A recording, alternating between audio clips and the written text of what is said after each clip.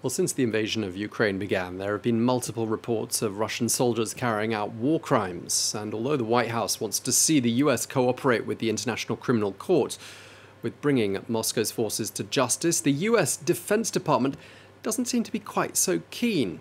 Well, let's find out more now from Reed Brody, who's an author, a human rights lawyer, a war crimes prosecutor, and a former New York Assistant Attorney General. Thank you very much indeed for joining us. Why this seeming reluctance on the part of the US Defense Department? Well, this reluctance has to do with a very traditional American policy, not so much as opposition to the International Criminal Court, because, in fact, under Democratic administrations, the United States has supported the work of the International Criminal Court. It supports the work of the ICC around the world. What we're seeing from the Defense Department is the traditional American policy of opposing ICC investigations into the citizens of non-party states. So the United States never ratified the ICC. We know that. The U.S. has nevertheless adopted a good neighbor policy towards the ICC. What the U.S. objects to, though, is the idea that the ICC can investigate, let's say, American war crimes in Afghanistan. Let's remember that the U.S. sanctioned, under the Trump administration, the ICC for purporting to exercise its jurisdiction over American citizens in Afghanistan.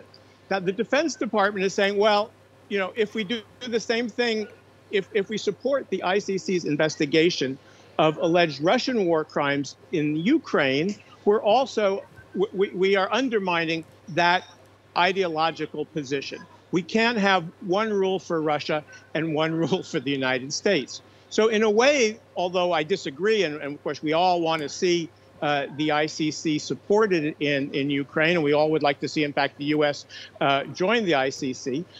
The Pentagon's position is actually more consistent with traditional American policy, which is that you cannot investigate the citizens of countries who have not ratified the ICC, like the United States, but also like Russia.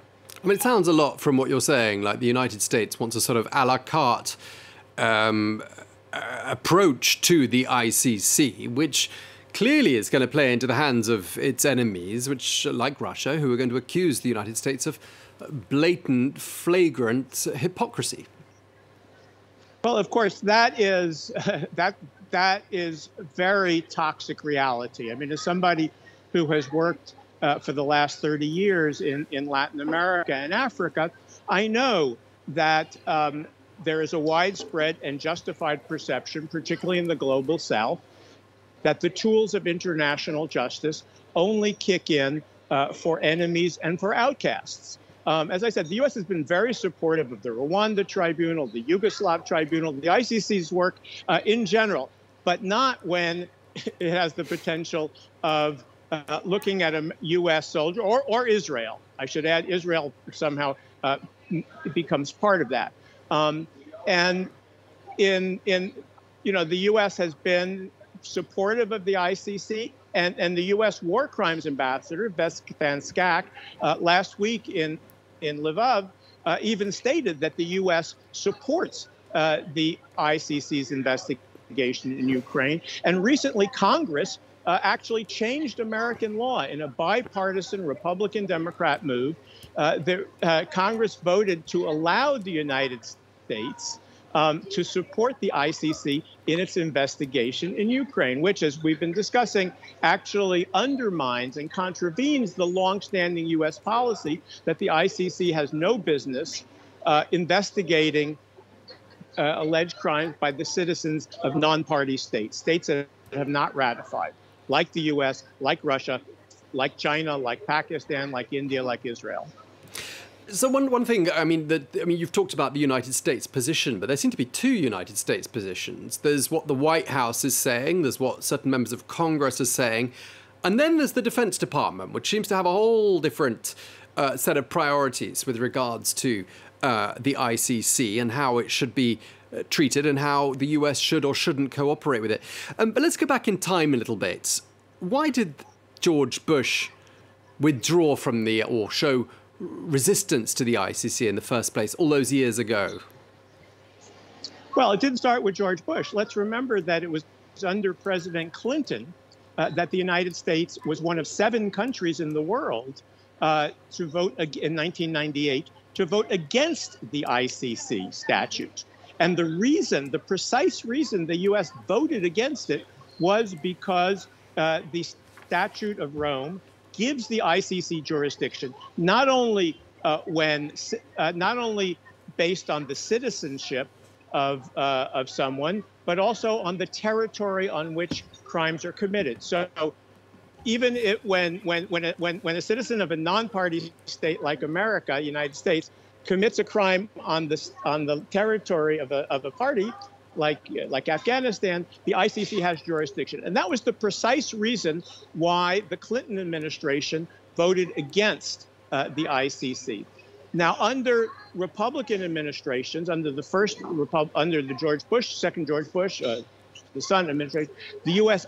unsigned the ICC and actually passed legislation sanctioning countries that cooperated with the ICC. There was a legislation called so-called Hague Invasion Act that said that authorized American troops to actually go and liberate American citizens who might be caught up with the ICC. Under Democratic administrations, the position has been one, let's say, of good neighbors. We support the work of the ICC. We don't want it to investigate the U.S. We don't want it to investigate Israel, but we'll support the work of the ICC in many other places. And that's where the U.S., that's where the White House stands. And Congress, because of Ukraine, I mean, we have to understand that this is a major moment in international justice. And everybody in the United States, right and left, feels that Russian war crimes should be investigated. And so that traditional opposition, not just to the ICC, but to the ICC investigating citizens of non-party states, has broken down. And we have this bipartisan legislation saying, U.S., go ahead and help the ICC in Ukraine. But the Defense Department, of course, whose soldiers are potentially on the line, which has a very different understanding of American national interest in some cases, is still opposed. And just lastly, I mean, do you get the impression that the Hague finds the United States a rather complex and complicated partner to work with, and perhaps views the United States as somehow undermining the ICC's legitimacy? Well, you know, the prosecutor of the ICC, Karim Khan, met with the U.S. Attorney General Merrick Garland last week in Kyiv. I think the U.S., I mean, right now, let's remember that the ICC in 20 years and at the cost of $2 billion has never actually sustained the atrocity conviction of any state official at any level, anywhere in the world. No head of state, no soldier, no official. That's going to change now in Ukraine.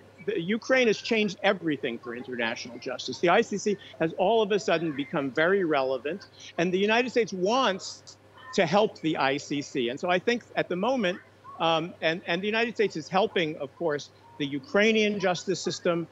It's helping other countries. It's sending technical assistance, witness protection, forensic teams to Ukraine. The question really is how far the U.S. can go in supporting the ICC. And the position of the White House is they can. The position of the Defense Department so far, but of course, it's not up to the Defense Department.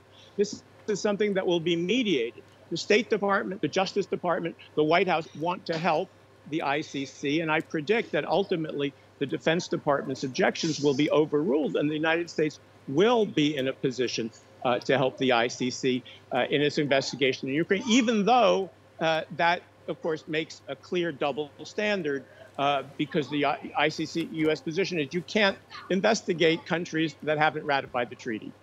Okay, well, thank you so much for taking the time to explain all of that to us. Reed Brody, thank you very much indeed.